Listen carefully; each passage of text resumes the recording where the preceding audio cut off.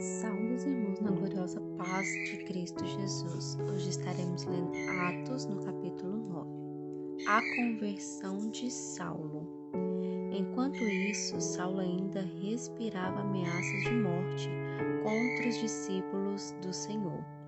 Dirigindo-se ao sumo sacerdote, pediu-lhe cartas para a sinagoga de Damasco, de maneira que, caso encontrasse ali homem ou mulher que pertencessem ao caminho, pudessem levá-los preso para Jerusalém. Em sua viagem, quando se aproximava de Damasco, de repente brilhou ao seu redor uma luz vinda do céu. Ele caiu por terra e ouviu uma voz que dizia: Saulo, Saulo, por que você me persegue? Saulo perguntou: Quem és tu, Senhor? Ele respondeu: Eu sou Jesus, a quem você persegue. Levante-se, entre na cidade. Alguém lhe dirá o que você deve fazer. O homem que viajavam com Saulo pararam emudecidos, ouviam a voz, mas não viam ninguém. Saulo levantou-se do chão e, abrindo os olhos, não conseguia ver nada.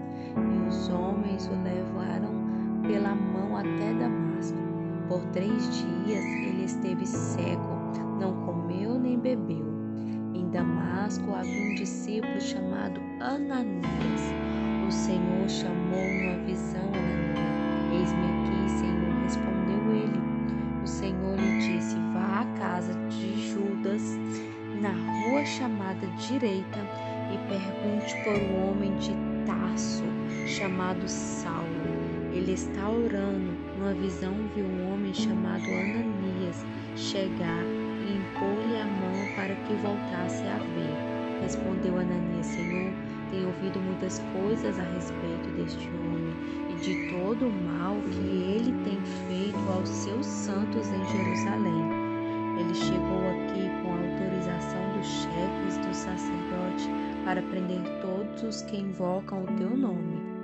Mas o Senhor disse a Ananias: Vai, este homem é meu instrumento escolhido para levar o meu nome perante os gentios, os seus reis e perante o povo de Israel. Mostrarei a ele o quanto deve sofrer pelo meu nome. Então Ananias foi, entrou na casa, pôs as mãos sobre Saulo e disse: Irmão Saulo, o Senhor Jesus, que lhe apareceu no caminho por onde você vinha, enviou-me para que você volte a ver e seja cheio do Espírito Santo. Imediatamente, algo como escamas caiu dos olhos de Saulo e ele passou a ver novamente. Levantando-se, foi batizado e, depois de comer, recuperou as forças. Saulo em Damasco e em Jerusalém. Saulo passou vários dias com discípulos em Damasco. Logo começou a pregar nas sinagogas que Jesus, o Filho de Deus. Todos os que ouviam ficavam perplexos e perguntavam: Não é ele o homem que procuravam destruir em Jerusalém, aquele que invocam este nome? E não veio para cá justamente para levá-los presos ao chefe dos sacerdotes? Todavia Saulo se fortalecia cada vez mais e confundiam os judeus que viviam em Damasco, demonstrando que Jesus é o Cristo. Decorrido muitos dias, os judeus decidiram de comum acordo matá-lo, mas Saulo ficou sabendo dos planos dele. Dia e noite eles vigiavam as portas da cidade a fim de matá-lo. Mas os seus discípulos o levaram de noite e o fizeram descer num cesto através de uma abertura da muralha. Quando chegou a Jerusalém, tentou reunir os discípulos, mas todos estavam com medo dele. Não acreditavam que fosse realmente um discípulo. Então Barnabé o levou aos apóstolos e lhe contou como no caminho Saulo vira o Senhor que lhe falara e como em Damasco ele havia pregado corajosamente em nome de Jesus. Assim Saulo ficou com ele e andavam com liberdade em Jerusalém, pregando corajosamente em nome do Senhor.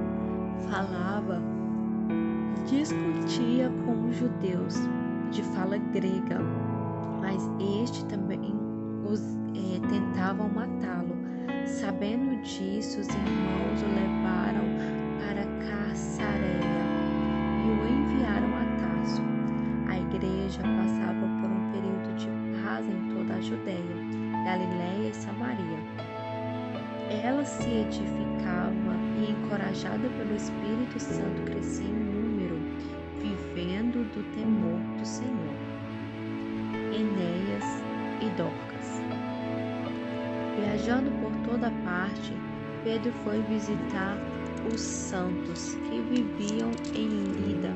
Ali encontrou um paralítico chamado Enéas, que estavam acamado fazia 8 anos. Disse-lhe Pedro: Enéas, Jesus Cristo vai curá-lo. Levantando-se e arrumando a sua cama, ele se levantou imediatamente. Todos os que viviam em Lida e Sarona o viram e se converteram ao Senhor. Em Jope havia um discípulo chamado Tabita, que em grego é Dorcas, que se dedicava a praticar boas obras e dar esmolas. Naquele dia ela ficou doente e morreu, e seu corpo foi levado e colocado num quarto do andar superior. Lida ficava perto de Jope, e quando os discípulos ouviram falar que Pedro estava em Lida, mandaram-lhe 2 homens, dizendo-lhe: Não se demore em vir até nós. Pedro foi com eles e, quando chegou, foi levado para o quarto do andar superior. Todas as viúvas o rodearam, chorando e mostrando-lhe o vestido e outras roupas que Dorcas tinha feito quando ainda estava com elas. Pedro mandou que todas saíssem do quarto.